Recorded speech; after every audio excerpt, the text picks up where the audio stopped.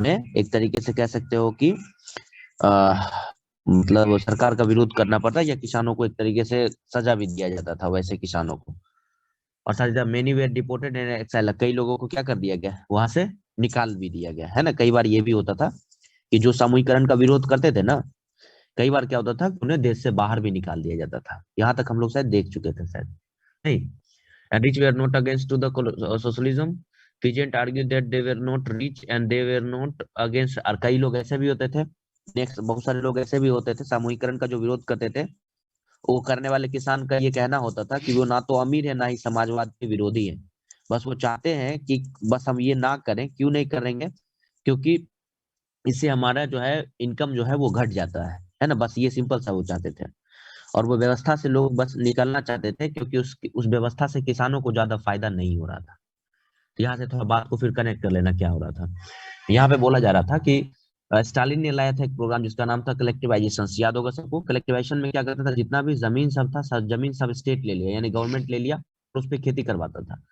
और जो भी इस खेती का विरोध करता था उसको क्या करता था, वो देश से बाहर निकाल देता था या फिर उसको पनिशमेंट करता था।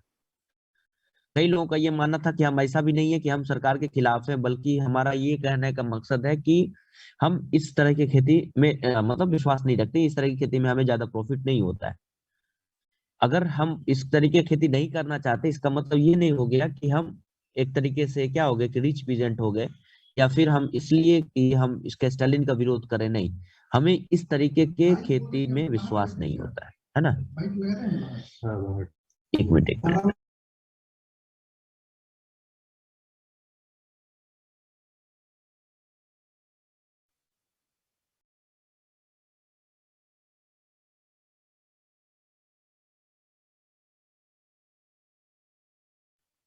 Hello, sir.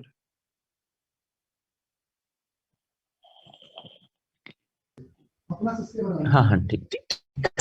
हाँ देखो, तो यहाँ तक कोई दिक्कत नहीं ना किसी को? यहाँ तक No, sir. No, sir. आवाज आ Yes, रही है sir. ना? Sir. Yes, sir. चलो ठीक है। देखो नेक्स्ट क्या कह रहा है, सुनो आगे क्या बोलते हैं। In spite to the collectivization production did not increase immediately, in fact bad harvest. अब जैसे कि उसने कलेक्टिवाइजेशन ला दिया तो इसका मतलब ये नहीं हुआ कि कलेक्टिवाइजेशन ला के दिया गया तो अब इसका जो हार्वेस्ट है मतलब जो प्रोडक्शन हो गया वो बहुत ज्यादा बढ़ गया। नहीं, बैड हार्वेस्ट हो गया। और स्थिति यहाँ कहा गया कि मतलब बढ़ने के बजाय और क्या हो गया, घट ही गया। और इसमें से कहा भी जाता है कि अभी तक का मतलब सोवियत में कहा जाता है कि in spite that collectivisation productions did not be increase immediately. अब ऐसा नहीं हुआ कि कलेक्टिवाइजेशन के बाद प्रोडक्शन बढ़ गया।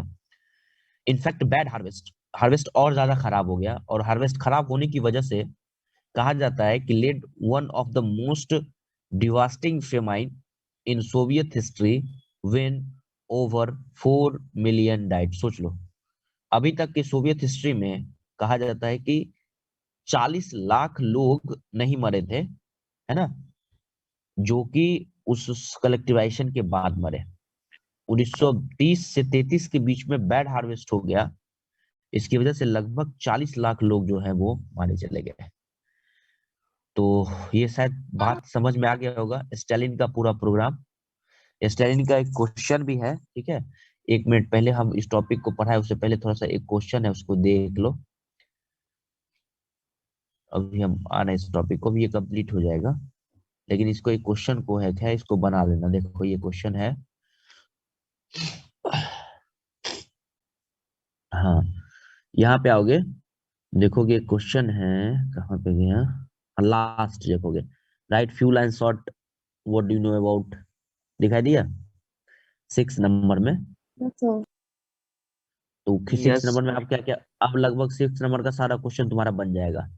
कुलकाज हो गया ना, कुलकाज क्लियर है ना, कल ही कुलकाज हो गया था। डिगमा के बारे में ऑलरेडी बता ही चुके थे, याद होगा। Women yes worker between 1900 to 1913 ये भी क्लियर था। द लिबरल्स ये भी बता दिए थे, है ना। और स्टालिन का कलेक्टिवाइजेशन प्रोग्राम, इस सब को जरूर देख लेना, ठीक है। इसमें से किसी एक नोट वगैरह लिखने के लिए दे दिया जाए तो इसको ध्यान रख लेना थोड़ा सा, ठीक है। चलो आते हैं हम लोग पिछले टॉपिक पे।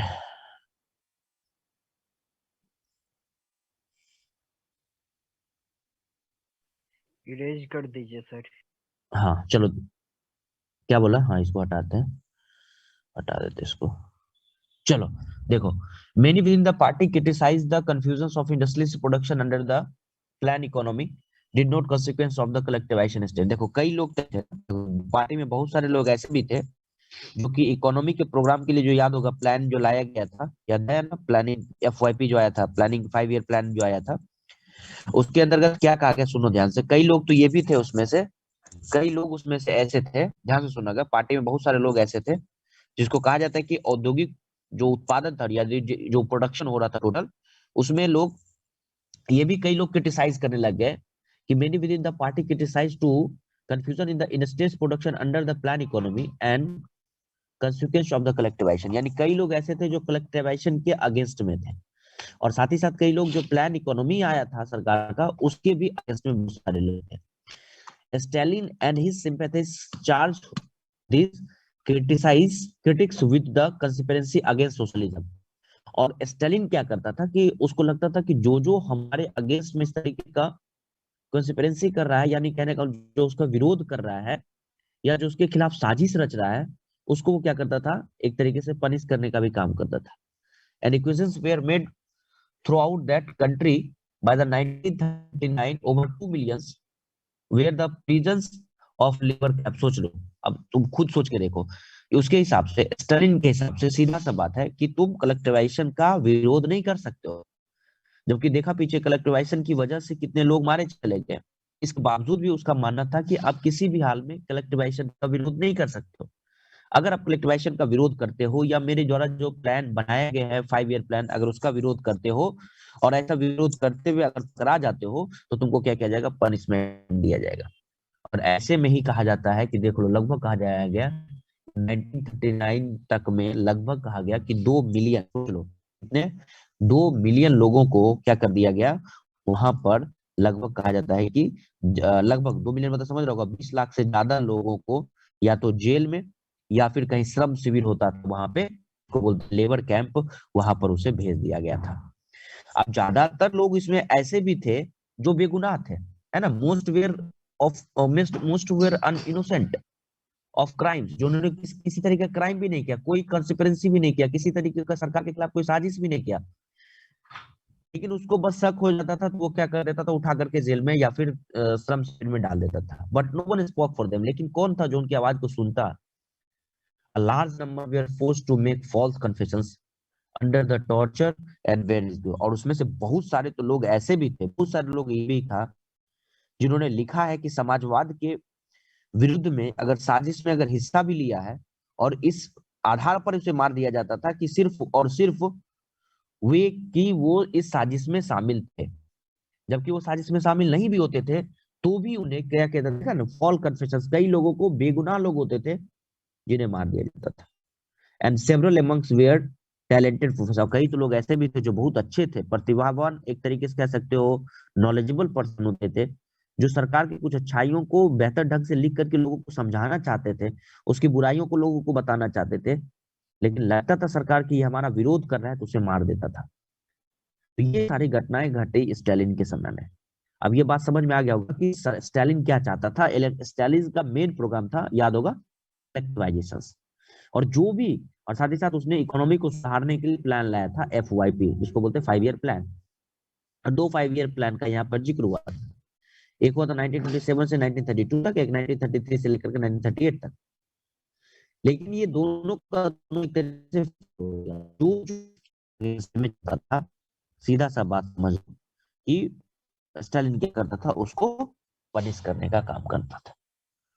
तो यहां तक किसी को कोई दिक्कत है तो पूछ लो पहले, यहां तक अगर किसी को कोई दिक्कत है पूछो, ताकि हम आगे चले।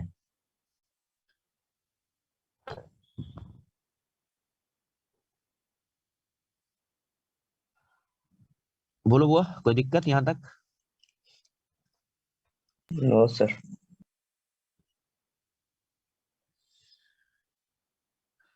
किसी को कोई दिक्कत यहाँ तक? Abhishek, Adarsh, Aditya, Aman, Aniket, Anisha, Anshu, Anvesha? No sir. No sir. No sir. No sir. Priya, Puja, Satyam? ठीक मतलब होता है। क्या बोली? क्रिटिक्स। क्रिटिक्स का मतलब हो गया उसको विरोध करने वाला, आलोचना। ठीक है। क्लियर है? चले आगे। Yes sir. हेलो, आगे यस चले। सर। चलो देखो, global influence of the Russian revolutions and the USSR.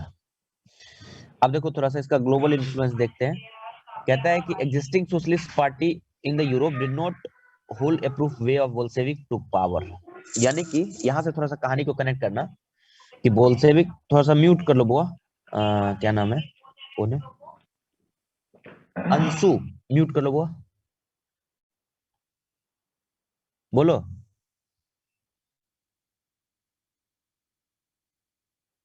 कौन सी एग्जाम का? जो भी होने वाला है वो? क्या बोला? नहीं आवाज है, फिर से बोलना। अच्छा, F4 का ये चैप्टर, ये और एगो क्या नाम है, वो क्या नाम है, इलेक्ट्रल पॉलिटिक्स। क्लियर है? Hello, sir. क्लियर हुआ सर बुआ? Yes sir. बोलो बोलो कुछ। Yes sir. वो पूछ रहा था, वो रे बजरंग दल वाला था का रे? यस। हाँ हाँ, वही वही होगा, वो करे आवाज लग रहा था, बजरंगी का आवाज था। चलो देखो बुआ,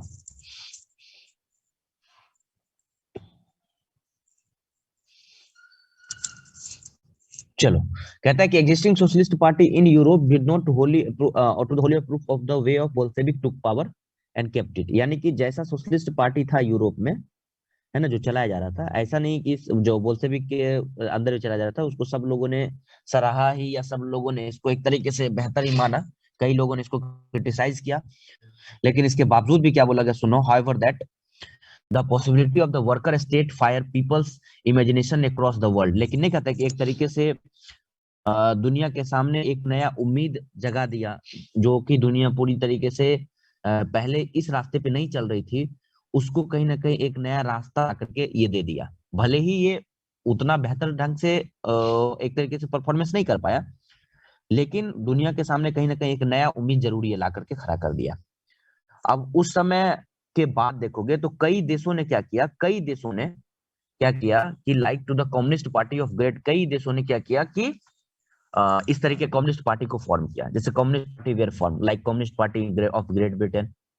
the Bolshevik encourage to the colonial people to follow their of to the experiment. और साथ ही साथ ये भी कहा जाता है कि बहुत सारे लोग ऐसे भी थे जो कम्युनिस्ट पार्टी का गठन किया था।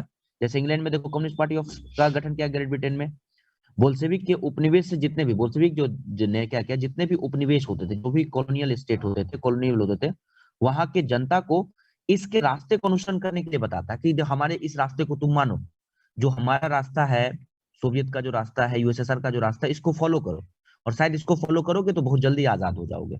ऐसा वो लोगों को मैसेज देता था।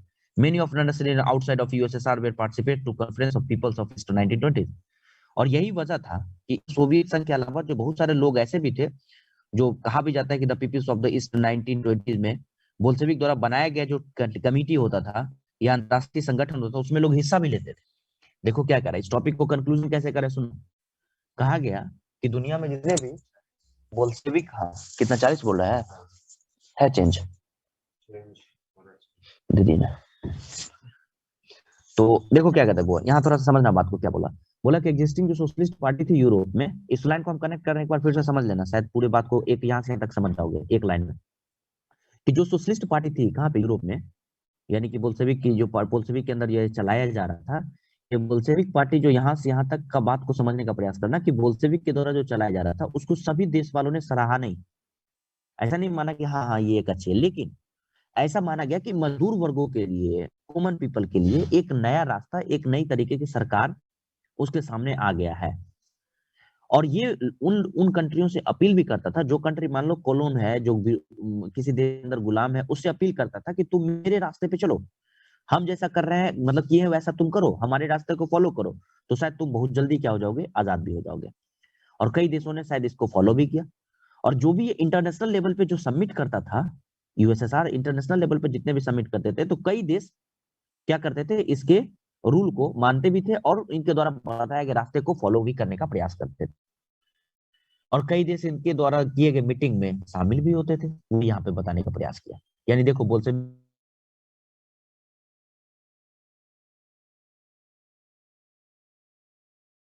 एक मिनट भाग गया।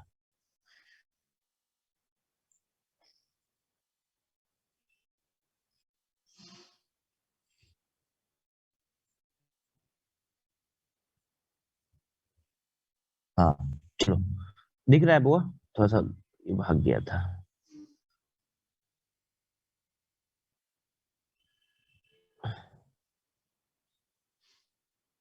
हाँ देखो, तो यहाँ तक में कोई दिक्कत नहीं होगा किसी को, यहाँ तक में कोई दिक्कत नहीं है। कैसे इसका इन्फ्लुएंस बढ़ रहा है, कैसे इसका एक तरीके से पावर बढ़ रहा है, इसको थोड़ा सा समझो। आगे फिर क्या बोला, नेक्स्ट में देखो क्या कहता है। And some receive education the USSR communist party of worker of the east. अच्छा, कई लोगों तो ऐसा भी था ना, कई लोग ऐसे भी थे इसमें, कुछ विदेशियों के द्वारा क्या किया गया कि एक यूनिवर्सिटी टाइप का बनाया गया, और वो यूनिवर्सिटी में कई विदेशियों को communist university of the workers का शिक्षा भी दिया जाने लगा ईस्ट में, सोच लो, ये एजुकेशन भी दिया जाने। And by this time of outbreak of the Soviets of to second world war, the USSR had given to the socialism a global face of the world statue. अब सोच लो, जब सेकेंड वर्ल्ड वॉर स्टार्ट हुआ था, तो second world war ने क्या कर दिया, बात को समझना, जब सेकेंड वर्ल्ड वॉर स्टार्ट हुआ तो उसने दुनिया को एक, कहा जाता है कि समाजवाद की एक नई पहचान लेकर के यूएसएसआर ने दे दी, जो कि पहले नहीं थी। इससे पहले सेकेंड वर्ल्ड वॉर के दौरान एक नया चेहरा समझ लो किसका, समाजवाद का, वो सामने ला करके दिया USSR. Yet the by the 1950s, it was to acknowledge within the country that the style of government in USSR was not keeping with the ideals of Russian Revolution। कहा भी जाता है कि पार्ट में या फिर उसके अंदर देखोगे तो 1950 तक का ये बात बोल रहा है तुमको। कहा गया कि 1950 तक में क्या क्या हुआ, यहाँ से बात समझना।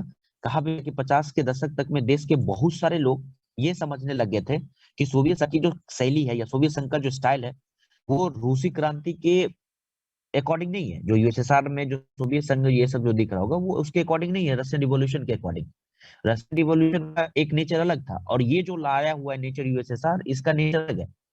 इन the world socialist movement to it was recognise that all as well as the Soviet Union. और साथ ही साथ ये भी लोग, बहुत सारे ऐसे भी लोग मान रहे थे कि सोवियत संघ में जो भी कुछ ठीक ठाक अगर हो रहा है, या मान लो कि सोवियत संघ जो भी कुछ कर रहा है, वो बेहतर ढंग से नहीं कर पा रहा है जितना बेहतर ढंग से रिवॉल्यूशन हुआ था रसिया में।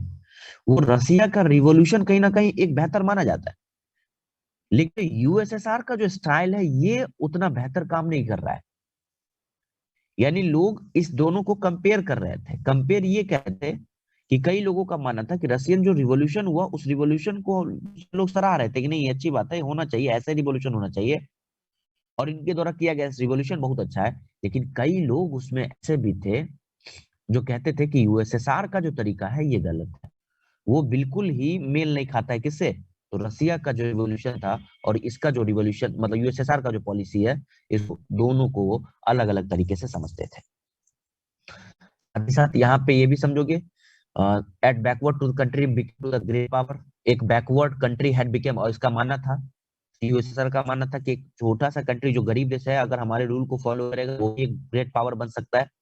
Its industry and agriculture had developed and poor being fed, but it had denied to the essential freedoms to the citizens and carried out to the development project throughout to the repressive policies। और साथ ही साथ ये भी उसने कहा कि भले यहाँ पर एक छोटा सा पिछड़ा हुआ देश भी बन सकता है बड़ा, और साथ ही साथ उद्योग हो गया तुम्हारा, खेती हो गया, ये सब जितने भी चीज देखोगे अरे यहाँ जब विकसित हो सकते हैं, तो और सारे देशों में भी हो सकता है। और वहाँ लोग एक अच्छा, मतलब कह सकते हो कि खाने पीने का सुविधा जो है वो मिल सकता है। और साथ ही साथ वहाँ के लोगों को कई ऐसे तरीके की आवश्यक स्वतंत्रता नहीं दी जा रही थी, जिस विकास योजना में क्या कहा गया एक तरीके से कि एक तरीके से ये समझो कि आपने एक तरीके से डेवलपमेंट का तो बात किया, लेकिन यूएसएसआर के पॉलिसी में एक ये भी बात था कि आप लोगों की लिबर्टी का बात नहीं करते। देखो यही बात यहाँ पे क्या है कि citizen and carry to the development project, अगर हम डेवलपमेंट का कुछ काम करना चाह रहे हैं तो उसमें आप उतना बेहतर साबित नहीं हो पा रहे हैं। By the end of 20th century, international reputations of the USSR as a socialist country has declined. Through was recognized of socialist ideal was still enjoyed to respect among these people, but each country has ideal of socialism where through that varieties of different ways. लेकिन कई बार देखा गया 20वीं शताब्दी के last में आते आते एक इंटरनेशनल लेवल पे यूएसएसआर का जो इन्फ्लुएंस है जितना तेजी से पहले बढ़ा था, 20th सेंचुरी के लास्ट आते आते उतना ही इन्फ्लुएंस क्या होते चला गया, कम होते चला गया। हालांकि अभी भी देखोगे कई देश ऐसे हैं वहां पे जो यूएसएसआर के रूल को अभी भी फॉलो करते हैं, लेकिन इसके बावजूद भी जिस तरीके से यूएसएसआर का मतलब क्या बोलो इन्फ्लुएंस बढ़ा था, उतना ही तेजी से 1990s के बाद घटते चला गया। और तुमको पता होगा फाइनली यूएसएसआर 1991 में 2 में ये ब्रेक हो गया था और कई देशों में बट गया था, जिसको हम लोग शुरू में ही बताए थे। तो ये यहाँ पर इस पूरे टॉपिक को अगर समअप करोगे तो ये बताने का प्रयास कर रहा है कि ग्लोबल इन्फ्लुएंस कैसा रहा रशियन रिवॉल्यूशन का। तो रशियन रिवॉल्यूशन एक तरीके से ठीक था, लेकिन जो यूएसएसआर आया ना, उसका तरीका इतना बेहतर नहीं था जो लोगों को एक अच्छा मैसेज दे सके। बताओ इसमें कोई समझने में किसी को दिक्कत है क्या? कोई दिक्कत किसी को तो बोलो, इस टॉपिक को समझने में कोई दिक्कत तो बोलो। ये बस समअप किया है।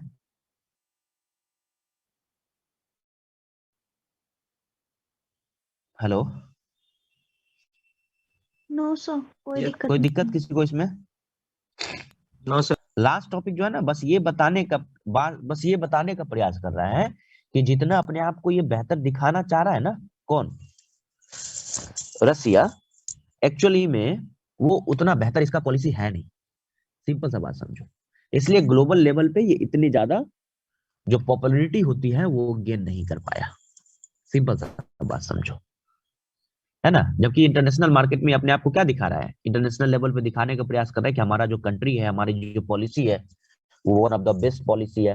हमारी जो पॉलिसी है उसको लोग दुनिया के हर देश कॉपी करे, जबकि उसका पॉलिसी बहुत सारा चीज ऐसा था जिसको कॉपी करने लायक नहीं माना जाता था।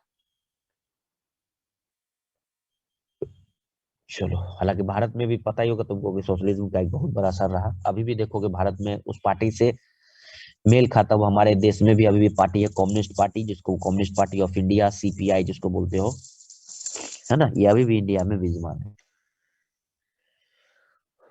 चलो, तो इसको अब समझने में कोई दिक्कत नहीं होगा। क्वेश्चन वोश्चन जो भी है इसको देख लेना, नोट्स हम भेजवा देंगे, ठीक है। कल हम इसका नोट्स भेज देंगे, कल हम इस चैप्टर का नोट्स भेज देंगे, ठीक है। और कल हम लोग एक नया चैप्टर स्टार्ट करेंगे। तो वो नया चैप्टर होगा तुम्हारा, क्या नाम है, क्या बोला? हिटलर। हिटलर नहीं करेंगे शुरू अभी, अभी वो पॉलिटी शुरू करेंगे, सिविक शुरू करेंगे। हिस्ट्री कितना पढ़ते रहेगा, तो कुछ दिन रुक जाओ। अच्छा, एक बच्चे को सिविल वॉर में दिक्कत था, थोड़ा सा रुक जाओ बताते। किसी बच्चे को सिविल वॉर में दिक्कत था, 1 मिनट सिविल वॉर समझा देते हैं। चैप्टर हो चुका है कंप्लीट, किसी को कोई दिक्कत है तो पूछ लो। एक बच्चे को सिविल वॉर में दिक्कत था, हम सिविल वॉर समझा देते हैं।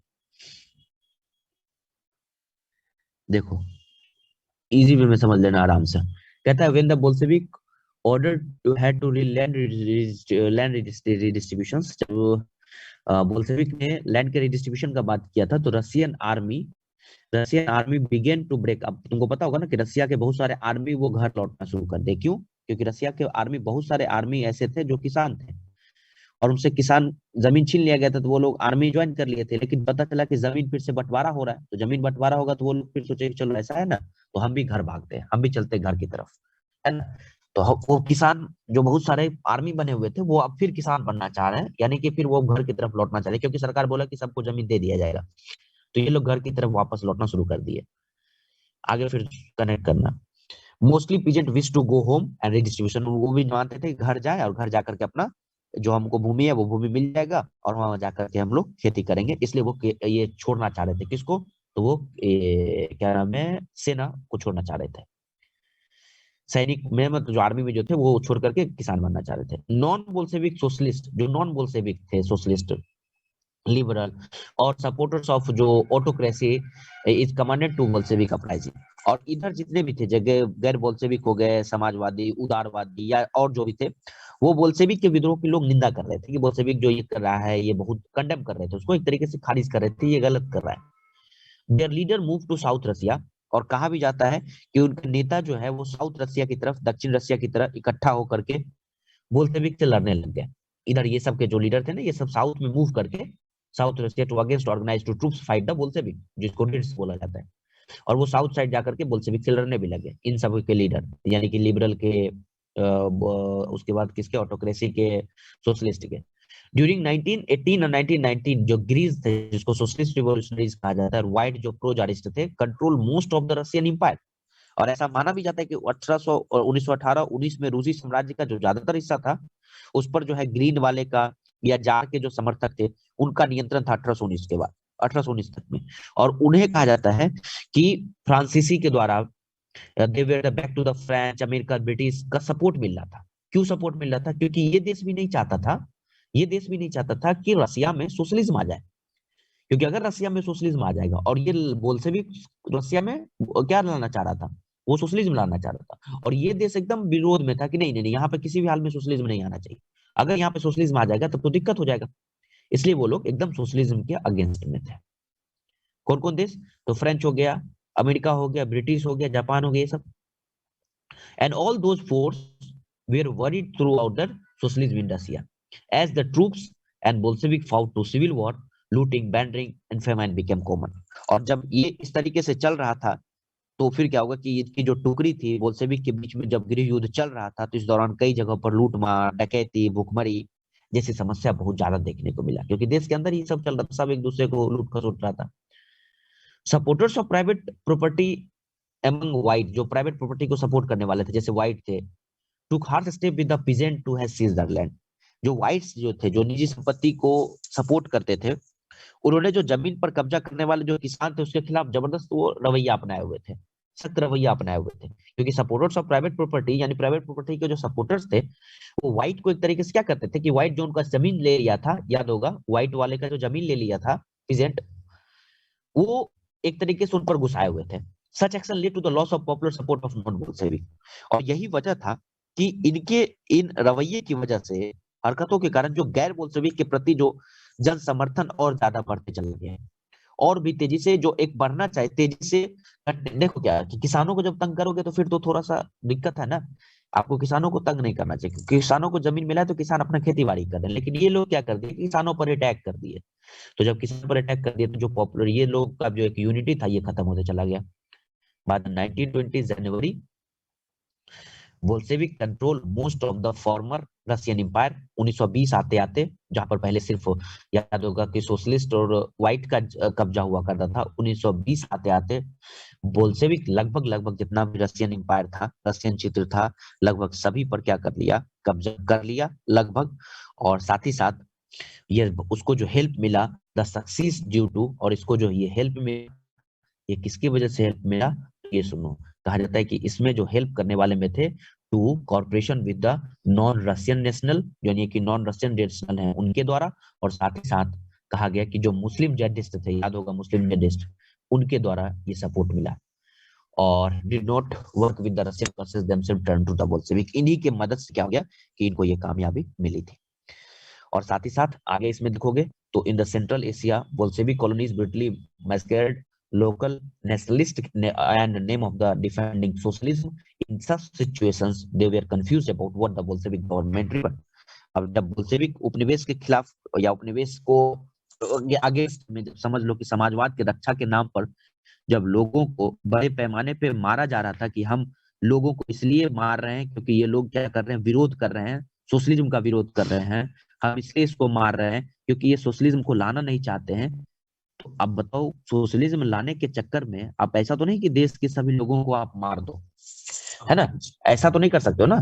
कई लोगों ने इसका विरोध भी किया कि आप सोशलिज्म के नाम पे, आप राष्ट्रवाद के नाम पे, ये तो समझ लो कि आप इतने लोगों को मार रहे हैं, ये कहाँ का न्याय है। आप सही है कि आप देश में सोशलिज्म लाना चाह रहे हैं, लेकिन इस सोशलिज्म लाने के चक्कर में आप ऐसा भी तो नहीं कि आप बहुत सारे लोगों को मार दें। और यही हुआ भी, कई जगहों पर ये केस देखने को मिला कि देश के नाम पे कई लोगों को, है ना, क्या कर रहे थे, मार रहे थे।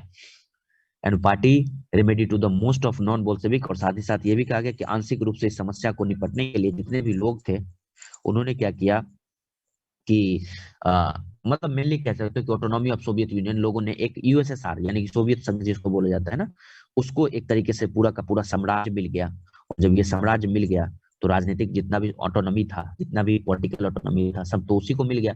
और वही पॉलिटिकल ऑटोनॉमी मिल गया तो कहा जाता है कि जो पहले बोल्शेविक था वो बोल्शेविक यूएसएसआर में कन्वर्ट हो गया, और यूएसएसआर ने उस क्षेत्र के जितने भी देश थे उन सबों पे कंट्रोल कर लिया था। तो यहाँ पर ये बस बताने का प्रयास किया था कि बोल्शेविक के द्वारा कैसे मतलब वहां के लोगों को डिस्टर्ब किया जा रहा था और कैसे लोगों को मारा जा रहा था, ये बताने का प्रयास किया जा रहा है। बाकी और ऐसा कुछ उसमें नहीं था। और कोई दिक्कत इसमें बोलो किसी को, सर बोलो। सर यहाँ से फिर से समझा दीजिए ना, यहाँ कहाँ पार्टली पे? वाला सर। अच्छा ठीक है, देखो, partly remedy to most of non Bolshevik revolutionary were given to the political autonomy. इसका मतलब ये हुआ कि जैसे कि पर्सनली इसका मतलब समझो कि इस समस्या जो हो रहा था पीछे, जो गैर समस्या चल रहा था, उससे निपटने के लिए क्या करना है ना, कि ज्यादातर जो गैर रूसी थे, गैर रूसी समझता है ना, नॉन जो रशियन जिसको माना जाता है, वो ज्यादातर जो थे, वो एक तरीके से वहां की जो नेशनलिटीज है, वहां की जो राष्ट्रीयता था, वेयर गिवन टू, किसको दे दिया गया, वो सोवियत संघ जो है ना, वो जो ऑटोनॉमी है वो सोवियत संघ को एक तरीके से समझ लो कि बोल्शेविक द्वारा स्थापित कर दिया गया।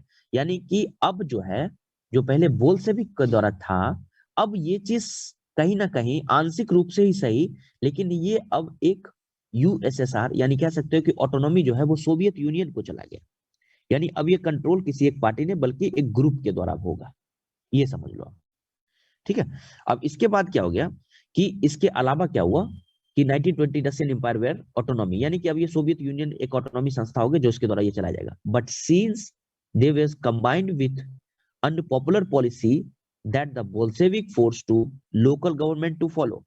लेकिन जो बोल्शेविक ने, जो स्थानीय सरकार जहां की थी, उसके जैसे कि मान लो कि कई उसकी जो नीतियां थी स्थानीय सरकार की, वो काफी खराब नीतियां मानी जाती थी, और उस खराब नीतियों को ये रोकने का प्रयास कर रहा था, और रोक करके उस पर एक तरीके से अपना पॉलिसी थोपने का प्रयास कर रहा था। ये कह रहा है कि but the sins of the combined of unpopular policies that Bolshevik like force to local government to follow, जैसे like of horse of discourage of nomadism, जो घुमंतुवाद चलता था, लोग इधर से उधर जो घूमते थे, उसको लेकर के, और साथ ही साथ सरकार का जो पॉलिसी है उसको खत्म करो, और हम जैसा कह रहे हैं बस उसको फॉलो करें। और कहा भी जाता है कि attempt to win over to the nationalist were only partially successful, और कहीं ना कहीं वो इस चीज को सफल कर पाने में उतनी तो कह सकते हो एक तरीके से आगे नहीं बढ़ पाया, सफल नहीं हो पाया, लेकिन हाँ आंशिक रूप से ही सही, लेकिन इसका इन्फ्लुएंस जरूर आ गया। यानी सीधा सा समझ लो, मान लो कि एकदम इसको नॉर्मल वे में समझो, कैसे समझोगे, मान लो कि ये पहले बोल्शेविक एक इतना रसिया में पावर था, अब यहाँ पे सब जगह इसका पावर हो गया, तो यहाँ पे भी अपनी सरकार होगी किसी का, यहाँ पे भी अपना सरकार होगा, यहाँ पे भी अपना किसी का सरकार होगा, यहाँ पे भी होगा, यहाँ पे होगा। तो ये अब चाह रहे हैं ना कि ये सारा जो है कंट्रोल अब हमारे अंदर जब आ गया तो हम जैसा बोले वो करें। यानी यहाँ की जो सरकार है उसकी पॉलिसी से बेहतर हमारा पॉलिसी है, इसलिए हमारे पॉलिसी को ही अडॉप्ट करें, ना कि वो अपना पॉलिसी चलाए। सिंपल सा बात समझो, समझा? और शायद यस उसमें वो सफल भी हो पाया था बहुत हद तक। ठीक है, तो ये चैप्टर तुम्हारा हो गया खत्म। थोड़ा सा टफ चैप्टर था, दो चार पॉइंट जो है उसका टफ है इसमें, नो डाउट, लेकिन एक दो बार तीन बार इसको किताब को बढ़िया से पढ़ लोगे तो फिर दिक्कत नहीं आएगा। फिर उसके बाद अगर दिक्कत होगा भी बीच में तो फिर एक बार हम इसका क्लास थोड़ा देर के लिए लगा देंगे, अगर कोई पॉइंट वैसा दिक्कत होगा तो अगले क्लास में हम लोग जो करेंगे वो हम लोग पॉलिटिक्स सिविक्स लेकर के चलेंगे। ठीक है,